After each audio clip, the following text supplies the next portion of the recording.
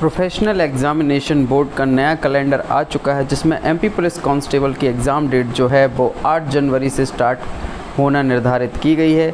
जी हाँ दोस्तों, back to the channel guys, this is Shubham Vajpayee और here I am back with new strategy video of MP police constable 2021 exam.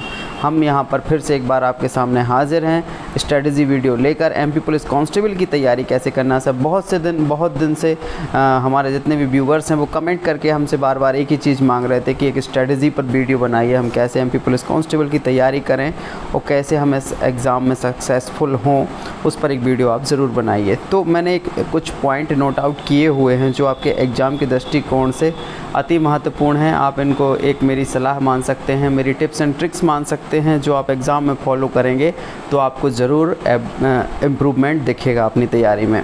तो हम strategy के कुछ पॉइंट्स हैं जो strategy for MP police constable exam 2021 में हमने तैयार की है, उसको हम यहाँ पर डिस्कस करना चालू कर देते हैं। अभी तक हमारे चैनल को आपने अगर सब्सक्राइब नहीं किया है तो चैनल को सब्सक्राइब करिए, वीडियो को लाइक करिए और ज़्यादा लोगों तक से शेयर करिएगा वीडियो को, ताकि हम आपकी और मदद कर सकें।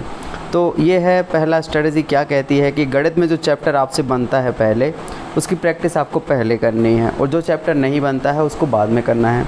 तो मैथमेटिक्स का एक सिंपल सा रूल है कि मैथमेटिक्स को अगर आप शुरू से लेकर आखिरी तक सॉल्व करने के लिए बैठेंगे, लेकिन अगर आप बीच में कहीं फंस गए तो आपकी गाड़ी वहीं पर रुक जाती है, आप आगे नहीं बढ़ पाते हैं, क्योंकि आगे कुछ ऐसे चैप्टर होते हैं जो हो सकता है ईजी हो और फार्मूला बेस्ड हो। तो अपन को किसी चैप्टर विशेष में फंसने की अपेक्षा हमें किसी चैप्टर में फंसने की अपेक्षा जो है, जो चीज़ हमसे बनती है उसको पहले सॉल्व करना है और उसके बाद जो चीज़ नहीं बनती है बाद में उस पर मेहनत करना है। तो ये चीज़ जो है आपका समय भी बचाएगी, प्लस आपको पता चलेगा कि आप किस चीज़ में अच्छे हैं और किस चीज़ में आपसे नहीं आता है, उस पर आप तैयारी कर लेंगे। ये एनालिसिस आपको खुद से करना होगा। दूसरी बात आती है कि रीजनिंग बहुत ही स्कोरिंग होती है अगर आपसे बनती है, तो इसलिए जिस चैप्टर में डाउट हो उसको छोड़कर सब कुछ करें, फिर उसमें जिसमें डाउट हो उस पर मेहनत करें। उसके लिए आप वीडियो देख सकते हैं, किताबों का सहारा ले सकते हैं, या जैसे कोई भी चीज़ हो, अगर हम किसी पार्टिकुलर चैप्टर की बात करें रीजनिंग पे, अगर आपसे नहीं आता है तो उस चैप्टर को छोड़ के आप अगला चैप्टर कर सकते हैं, क्योंकि रीजनिंग में ऐसा कुछ इंटरलिंक नहीं होता है कि एक चैप्टर से संबंधित दूसरा चैप्टर हो, दूसरा चैप्टर पूरा नया होता है। उस पर आप मेहनत करेंगे तो हो सकता है वो चीज़ बन जाए। फिर जो चीज़ आपसे नहीं बनती है उसको बात के लिए रख लीजिएगा, जब आपके सारे चैप्टर कवर अप हो जाए, आपके पास टाइम बचे, तो फिर आप उस पर मेहनत करिएगा। हो सकता है उस चैप्टर से केवल 1 या 2 नंबर का आना हो, जो इस पर आप ज़्यादा मेहनत कर रहे हो, जो आपसे ना बनता हो, लेकिन उसके चक्कर पर जिससे 10, 15, 20 नंबर का आना है, वो चैप्टर आपके छूट जाएंगे। तो ये स्ट्रेटजी इसलिए ज़रूरी होती है। किसी एक चैप्टर विशेष पे फंसने की अपेक्षा आप सभी चीज़ों पे काम करके देख लें, फिर जो नहीं बनती है उस पे काम ज़्यादा करने की ज़रूरत है। आप वीडियो में लास्ट तक बने रहिएगा, बहुत शानदार पॉइंट आपको लेकर आया हूँ। अगर आप वीडियो लास्ट तक देखेंगे तो आपको एक स्ट्रेटजी तैयार हो जाएगी आपके माइंड में कि आपको तैयारी करनी कैसी है। अब वीडियो में थोड़ा समय तो लगता ही है आपसे डिस्कस करने में। तीसरा पॉइंट जो है हमारा, एमपी पुलिस कांस्टेबल एग्ज़ाम में गणित और रीजनिंग से लगभग 65 से 70 नंबर कवर होते हैं, इसलिए हमें इन दोनों पार्ट को गंभीरता से लेकर इस पर ज़्यादा मेहनत करनी होगी, तभी हमारा एग्ज़ाम निकलेगा।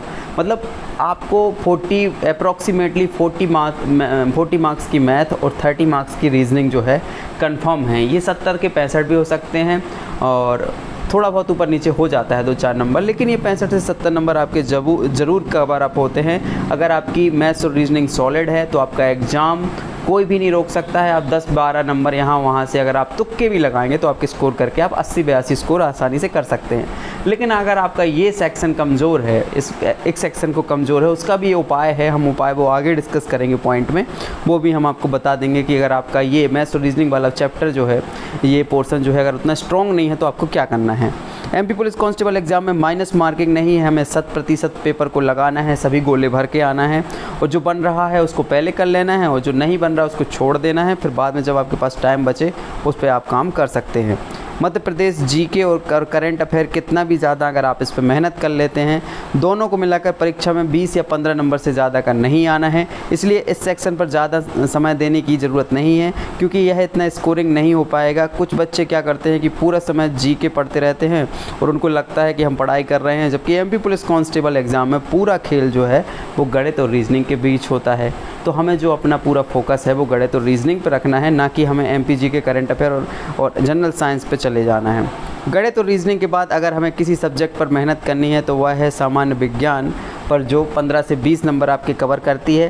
पहला फोकस आपका मैथ पर, दूसरा फोकस आपका रीजनिंग पर और तीसरा फोकस जो है आपका वो जनरल साइंस पे होना चाहिए, जो आपके 15 से 20 नंबर कवर करती है। एग्ज़ाम में यह है आपके नंबर और बढ़ाने में काफ़ी मदद करेगी। और इसमें जो साइंस पूछा जाएगा वो जनरल साइंस पूछा जाएगा और इससे आपका स्कोर जो है अच्छा हो जाएगा।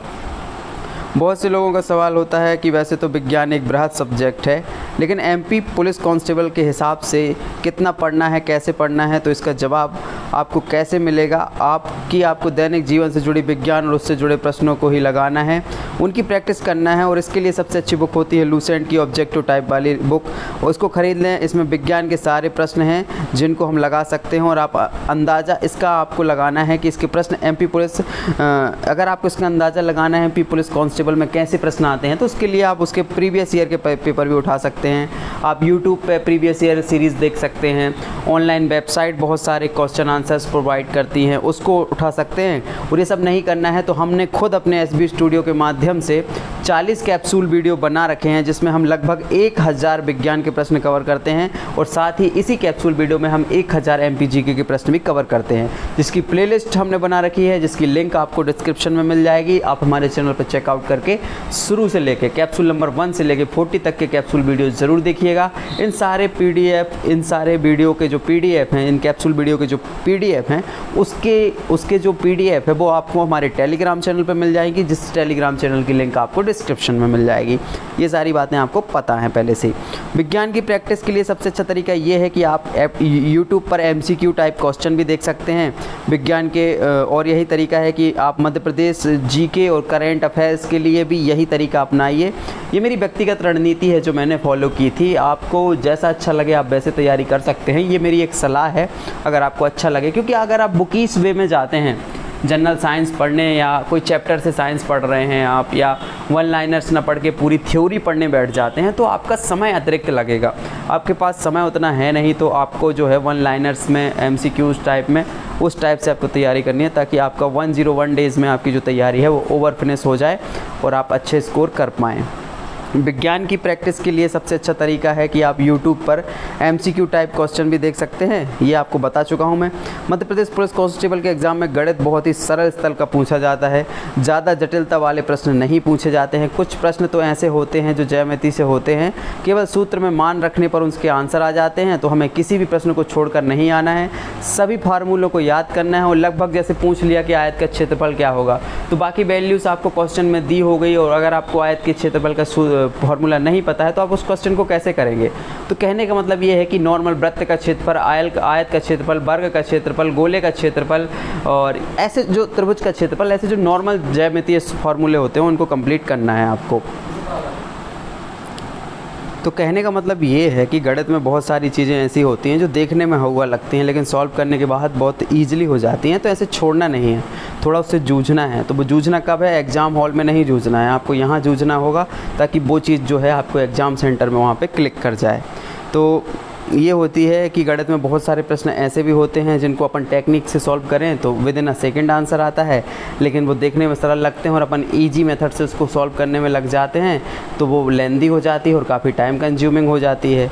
तो उसमें हमारा कभी बार आधा घंटा भी लग जाता है। जैसे 999 गुणित 999 करना है, तो अगर आप पूरा सिंपल ट्रिक से अगर उसका गुणा करने बैठ जाएंगे तो बहुत सारा समय लग जाएगा। लेकिन अगर आपको ट्रिक मालूम है तो आप 98001 ऐसी एक ट्रिक होती है कि ऐसा ऐसा गुणा होता है, वो ट्रिक होती है वैदिक मैथ्स वाली। अगर वो आपको पता है तो वो आप जल्दी सॉल्व कर लेते हैं। आपको समझ में आ गया होगा जो मैं कहना चाह रहा हूँ। और अगर हम बात करें समय कितना बचा है, समय की हम बात करें तो सितंबर के 2 दिन बचे हैं, आज 28 तारीख है। अक्टूबर के 31 दिन बचे हैं, नवंबर के 30 दिन बचे हैं, दिसंबर के 30 दिन बचे हैं और जनवरी के कुल 7 दिन बचे हैं। 8 जनवरी से आपके एग्ज़ाम है, तो टोटल 101 दिन आपके पास बचे हुए हैं, जो कि मध्य प्रदेश कांस्टेबल एग्ज़ाम के दृष्टिकोण से काफ़ी अच्छा समय है। आपको 100 में से 85 नंबर अगर लाने हैं तो सच्चाई से अगर आप तैयारी करते हैं तो आपको एक रणनीति पर काम करना पड़ेगा और एक टाइम टेबल से काम करते हैं तो आपके 80 से 85 नंबर आसानी से आ जाएंगे। तो समय आपके पास 101 दिन का है और 100 दिन में, लगभग 100 दिन में आपको प्रतिदिन कम से कम 7 घंटे से अधिक जितनी पढ़ाई कर सकते हैं उतना अच्छा है, लेकिन कम से कम आपको 7 घंटे समय देना है। जो आपकी गणित और रीजनिंग को ज़्यादा प्रैक्टिस करेंगे तो ये इम्प्रूवमेंट आपको जो है एग्ज़ाम में फ़ायदा दिलाएगा। बाकी जो समय बच्चे तो आप MPG के साइंस और करंट अफेयर भी देख सकते हैं। और एक और चीज़ है कि मन से इस डर को निकालना होगा कि आपका एग्ज़ाम नहीं निकलेगा। आपके अंदर आया हुआ एक भी नकारात्मक ख्याल आपकी तैयारी को प्रभावित कर सकता है। जब भी आप डीमोटिवेट हों या आपको लगे कि आप यह नहीं कर सकते हैं, तो आपको मोटिवेशनल चीज़ें देखना चाहिए जो आपके अंदर एक सकारात्मक ऊर्जा का संचरण करें और आप उसी ऊर्जा से अपने एग्ज़ाम की तैयारी में लग जाएँ और आपको सफलता मिले। जब भी आपके मन में ये ख्याल आ जाए कि हम इस एग्ज़ाम को गंभीरता से ना लें, अगली बार जब एग्ज़ाम होगा हम तब अच्छे से तैयारी करके एग्ज़ाम देंगे, इस बार मेरी तैयारी अच्छी नहीं हो पाई है, मैं ये एग्ज़ाम नहीं दे सकता हूँ। भले अभी आपके पास 100 दिन बचे हैं, लेकिन आप ऐसा सोच रहे हो कि चलो कम समय बचा है, इस बार नहीं, जब अगली बार वैकेंसी अगले साल आएगी तो हम अच्छे से तैयारी करके एग्ज़ाम दे देंगे, तब हो जाएगा सिलेक्शन। अभी हम मस्ती कर लेते हैं, अभी हम पढ़ाई नहीं करते हैं। तो भाइयों और बहनों, मैं आपको एक बात बता दूं कि लास्ट बार जब मैं सेलेक्ट हुआ था तो एग्ज़ाम हुआ था 2017 में, और ये जो आपका एग्ज़ाम डिक्लेयर्ड हुआ है वो 8 जनवरी 2022 को हुआ है। तो आपकी जानकारी के लिए बता दूं कि ये 5 साल बाद एग्ज़ाम हो रहा है। हो सकता है अगले समय में कुछ और ऐसी महामारी फैल जाए, कुछ और संकट विडंबनाएँ आ जाएं। पदों की संख्या तो वैसे भी कम हो गई है, 4000 इस बार आए हैं, पिछली बार 16000 आए थे, और अगले 5 साल में मतलब 2027 में एग्ज़ाम होगा, तब तक तो और बूढ़े हो जाएंगे, और जो बचपन में हैं वो जवानी में पहुंच जाएंगे, शादी के भी ख्याल आने लगेंगे, प्रेशर बढ़ता जाएगा। तो इस हिसाब से आपको तैयारी करनी है कि आपका एग्ज़ाम इसी बार में निकल जाए, नहीं तो आप इस विकास की लहर से 5 साल पीछे चले जाएंगे। और आपको तैयारी अच्छी करनी है कि ताकि आपका एग्ज़ाम जो है वो 2022 में निकल जाए, 2023 से आप ज्वाइनिंग ले लें, नहीं तो 5 से 6 सालों का इंतज़ार आपको महंगा पड़ जाएगा। और आपका पूरी ज़िंदगी का जो शेड्यूल है कि आपने सोच के रखा है कि इस समय में ये करना है, इस समय में ये करना है, वो सब फेल हो जाएगा। और समाज में इज़्ज़त के साथ जीना है, माता पिता की नज़रों में इज़्ज़त पाना है, वह सब कुछ जो तुम अपनी ज़िंदगी में पाना चाहते हो, उसका रास्ता सफलता से ही होकर जाता है। और सफलता तब मिलेगी जब आप रोज़गार में जाएंगे, और रोज़गार MP पुलिस कांस्टेबल यही एक एग्ज़ाम है जिसे आप निकाल कर आप कुछ सफलता पा सकते हैं, समाज में इज़्ज़त पा सकते हैं, रुतबा पा सकते हैं, सब कुछ आपको मिलेगा इस जॉब में। और देश की सेवा करने का भी मौका मिलेगा, प्रदेश की सेवा करने का मौका मिलेगा, जन सेवा करने का मौका मिलेगा।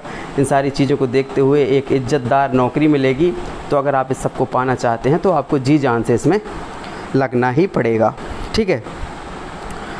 थोड़ा सा ये ऊपर नीचे हो गया है, देख लेते हैं अपन कहाँ देखते रहे थे, यहाँ से ये पॉइंट भी अपना हो गया था, कुछ भी छोड़ना नहीं है क्योंकि आपकी करियर का सवाल है। अगर मैं अपनी व्यक्तिगत बात करूं तो ये मेरा MP पुलिस कांस्टेबल में भर्ती होने के बाद ज़िंदगी में पूरी तरह बदलाव आ गया। अब ये बात मैं क्यों कर रहा हूँ, ताकि आपको ये महसूस हो सके कि कोई झूठ झपाट वाली बात नहीं, जो मैंने खुद व्यक्तिगत तौर पे अनुभव किया है। विगत 3 वर्षों से मैं सेवाएं दे रहा हूं मध्य प्रदेश पुलिस में, तो 3 साल हो गए मुझे भर्ती हुए। अब मैं पहले से ज़्यादा खुद को आत्मविश्वासी पाता हूं, किसी भी चीज़ के लिए मैं खुद आत्मनिर्भर हो चुका हूं। हर चीज़ मुझे माता पिता से नहीं मांगनी पड़ती है, छोटे छोटे खर्चों के लिए घर से पैसे नहीं लेने पड़ते हैं, और समाज में एक इज़्ज़त मिलती है, रिश्तेदारों में इज़्ज़त मिलती है, एक रुतबा बनता है।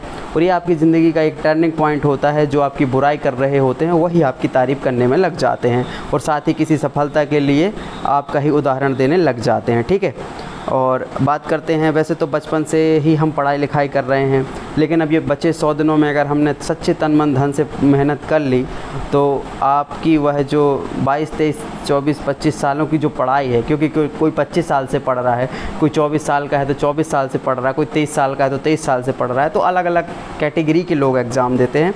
तो जो भी इतने सालों की मेहनत से पढ़ाई कर रहा है और उसके बाद उसने bachelor degree, master degree, PhD degree भी हासिल कर ली है, लेकिन वो सम्मान वो नहीं पा पाया है क्योंकि उसे रोज़गार नहीं मिला है। तो वो रोज़गार अगर आपने 10वीं पास करके भी पा लिया है या 12वीं पास करके भी पा लिया है तो उसकी समाज में ज़्यादा इज्जत है, ना कि PhD और बैचलर डिग्री और मास्टर डिग्री वाले का। तो रोज़गार की कीमत है, ना कि डिग्री की कीमत है, ना ही परसेंटेज की कीमत है। आपने 10वीं में कितने परसेंटेज बनाए थे, 12वीं में कितने परसेंटेज बनाए थे, डजंट मैटर, कोई नहीं पूछता है।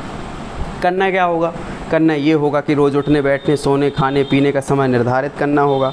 उसी स्ट्रेटजी और उसी रणनीति के साथ काम करिए, तभी सफलता मिलेगी। और ज़्यादा से ज़्यादा पुराने साल के पेपरों को सॉल्व करिए, प्रैक्टिस मटेरियल लगाइए और ज़्यादा से ज़्यादा प्रैक्टिस करिए, ताकि आपकी जो एग्ज़ाम में स्पीड बढ़ेगी और आपका कॉन्फिडेंस भी बढ़ेगा। अपने आप का मूल्यांकन भी करिए कि आपके कितने नंबर आ रहे हैं। सभी चीज़ें आपके रिज़ल्ट को ज़रूर इम्प्रूव करेंगी। जब तक आप समय सीमा के अंदर और अनुशासन में रहकर पढ़ाई नहीं करेंगे तब तक आपको सफलता मिलना मुश्किल ही नहीं नामुमकिन है। अगर आपको लगता है कि यह एग्ज़ाम मजाक है तो आपकी आंखें खोलने के लिए आपको बता दूं कि लगभग 12 लाख फॉर्म भरे जा चुके हैं। केवल 3800 पद हैं जो जिला बल के लिए हैं। रेडियो के पद तो अलग ही हैं जिसके लिए आप क्वालिफाई हैं ही नहीं और आपने वो फॉर्म भरा ही नहीं। लगभग 1000 लोगों में आपको सिलेक्ट होकर आना है, तो कितना कंपटीशन टफ है ये सब जानते हैं। उनके बीच से सीट छीनना पड़ेगा आपको उन सबसे बेहतर करना पड़ेगा, तभी जाके आप इस एग्ज़ाम को क्वालिफाई कर सकते हैं। ये मैं वास्तविकता के बिंदु और आपको यथार्थ सत्य बताने जा रहा हूँ जो एग्ज़ाम में होने वाला है। जो लोग इस भ्रम में जी रहे हैं कि ये एग्ज़ाम उनका निकल चुका है, इतने नंबर आ रहे हैं, ऐसा वैसा फलाना ढिकाना, जो अपने आप में परसेप्शन तैयार कर रहा है कि नहीं मेरे 80 नंबर आ रहे हैं, मेरा हो ही जाएगा, तो सुनो 80 वालों, आपका भी श्योर नहीं है कि आपका एग्ज़ाम निकल ही जाए। कुछ भी नहीं कह सकते कि कितना कट ऑफ जाएगा, क्या हो सकता है। तो तैयारी ऐसी करके रखो, पूरे सच्चे मन से सच्चे दिल से 100% देने का प्रयास करो। असफलता यही सिद्ध करती है कि सफलता का सच्चे मन से प्रयास नहीं किया गया। लेकिन हम जब सफलता का सच्चे मन से प्रयास करते हैं और अपना पूरा जोर लगाते हैं, तो कम से कम ये अफसोस नहीं रह जाता सफलता मिलने के बाद कि हमने मेहनत कम की है, हमने इतना ऐसा कर लिया होता तो ऐसा हो जाता। मेरे MPSI में 152 नंबर आया, तो अब मेरे को एक अफसोस रह गया है कि काश मैंने दिवाली की छुट्टियाँ एंजॉय ना करी होती 2017 में ही, और पूरे जी जान से एक बार दिवाली ना मनाई होती, पूरे जी जान से लग गया होता, तो आज मैं हो सकता है सब इंस्पेक्टर, जिस चौकी में मैं आरक्षक हूँ या जिस थाने में आरक्षक हूँ वहीं का मैं थाना प्रभारी होता।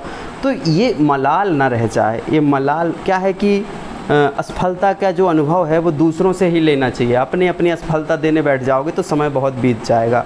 तो भाइयों और बहनों, आपसे निवेदन है कि समय जो बीतता है वो आता नहीं है दोबारा, और अफसोस और मलाल ना रह जाए, इसलिए अपना 100% दो। आप पुराने साल के कट ऑफ और नए साल के सिलेक्शन को बिल्कुल भी कंपेयर मत करो। पिछले बार 14,000 सीट थी, इस बार 4,000 सीट है, तो उसका कोई कंपेयर बनता नहीं है कि पिछले बार 75 कट ऑफ गया था जनरल कैटेगरी बॉयज़ का, तो इस बार 80 जाएगा। नहीं, ये कोई तर्क नहीं बनता। हो सकता है 81 भी जा सकता है, क्योंकि सीटों की संख्या पे ही कट ऑफ का निर्धारण होता है। क्योंकि जितने लोग क्वालिफाइड होते हैं उसका 5 गुना ही फिजिकल में बुलाए जाते हैं, फिर 5 गुना से छांट के उनको भी छांटना पड़ता है। जैसे 5 बच्चे दौड़ाए एक सीट के लिए, अब 5 में से 4 दौड़ में पास हो गए, या दौड़ से मतलब फिजिकल में पास हो गए। अब उन 4 में से 3 को भी आउट करना है, 1 को रखना है, तो उस 3 को आउट कैसे करेंगे? मेरिट लिस्ट बना के। तो वही कारण है ना कि आपके नंबर जब ज़्यादा रहेंगे तो आप मेरिट लिस्ट में नहीं छटोगे। नहीं तो आप रिटन निकाले, फिजिकल निकलने वाला निकाल लिए कि चलो तुम्हें लग रहा है कि निकल गया, लेकिन जब फाइनल मेरिट बनेगी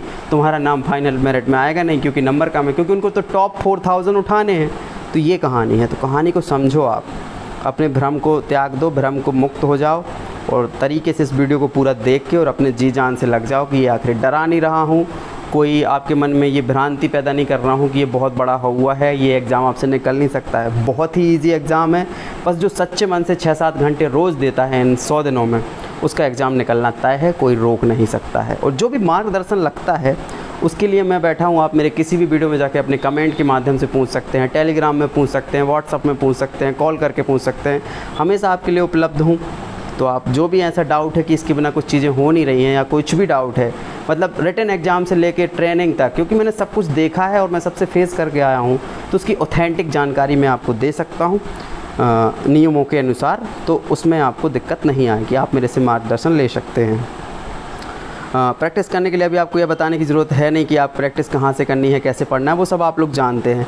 करंट अफेयर, जनरल साइंस के लिए आप यूट्यूब वीडियो भी देख सकते हैं जिसमें ऑब्जेक्टिव टाइप क्वेश्चन होते हैं, सॉल्व करके आंसर बताते हैं, तो वो चीज़ें आपको फैक्ट्स क्लियर होते जाते हैं।